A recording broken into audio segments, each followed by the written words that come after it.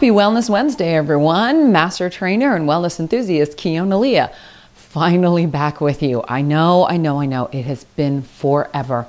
The last couple months have been crazy busy. And turns out some of the videos I thought I pre-recorded for you guys, I didn't actually pre-record.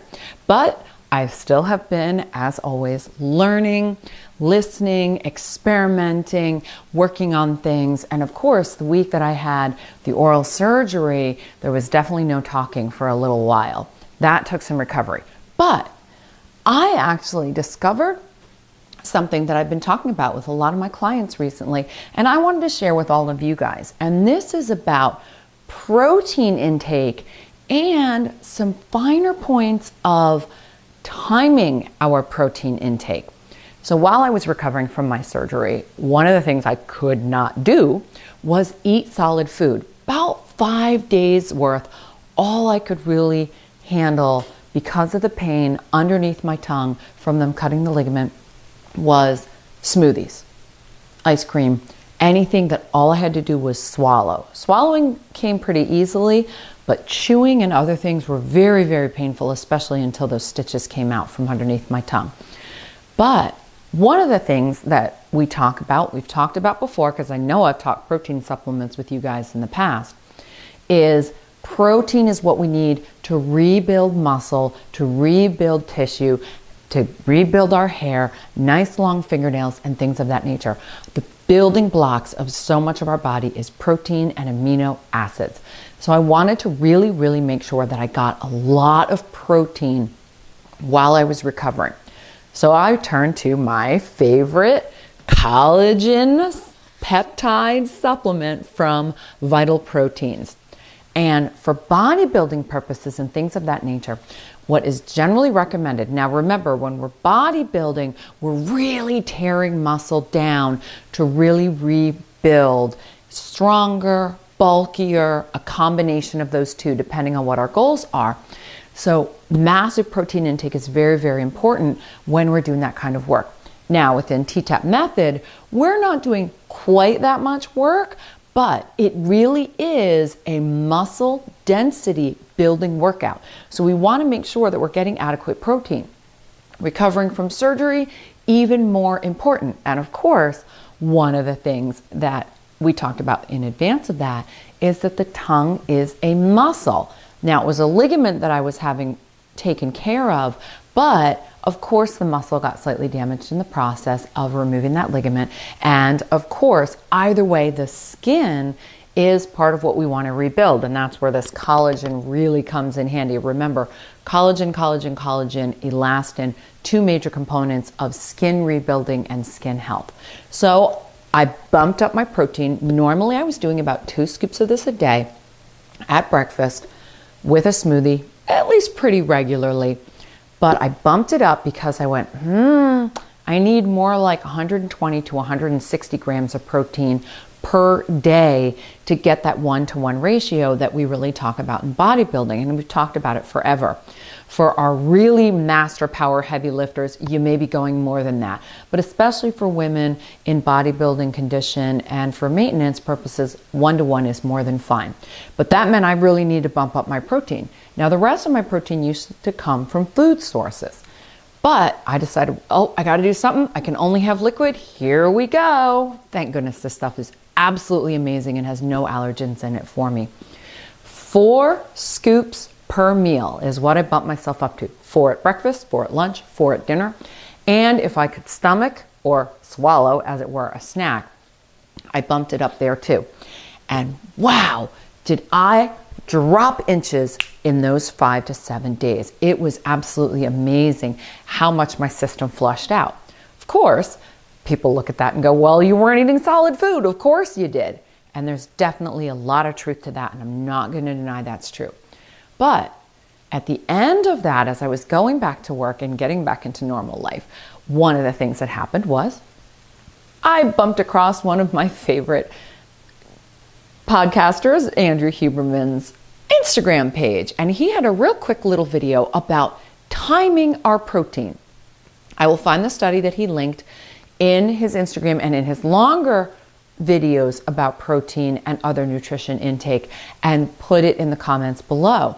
But what he talked about was it wasn't just the amount of protein, it was the timing of our protein. There's my watch. The timing of our protein that we want to talk about.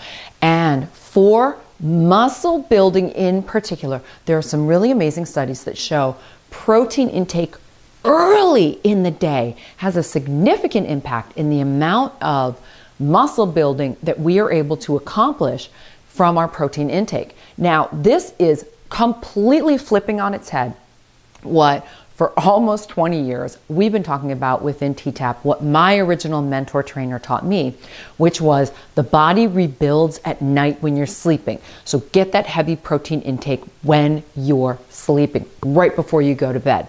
That also informs the timing a lot of the times of essential amino acids, pardon me. You can tell I'm a little off my game, right? Because I haven't done this in a while. Essential amino acids, or BCAAs, whichever they are, branched chain amino acids. They are different, by the way. But it also can inform what we're told by a lot of manufacturers and a lot of people about timing when to take our BC or EAAs. And so I was doing that according to, and this is my essential amino acid supplement that I take. I really, really love this product. This was recommended to me by another TTAP trainer and also a nutritionist. She got me on them a couple of years ago. And for her in particular, massive difference in the skin, the muscles, the hair, and the recovery. I don't know that I noticed as much of a difference as she did. However, when I changed the timing, I really have started noticing a difference. Instead of taking these at night right before bed, which is what was advised, both I think actually on the bottle and when you watch the videos for this company, and she and I talked about it as well, what the study actually showed was if you do that protein loading before 10 a.m. if possible, you're going to get the most out of your protein for the whole day. Doesn't matter if you're weightlifting at that time or doing your TTAP or other muscle building activities. All that matters is that timing. One of the things that this talks about is the body has a rhythm, and every organ in the body has a rhythm. The liver functions optimally and maximally at a certain time. The gallbladder at a certain time. The GI tract at certain times of day. And this is what is informing that timing. It's not about your activity as much as your hormonal panel, and therefore the way your organs respond in certain ways happen as a result of that timing.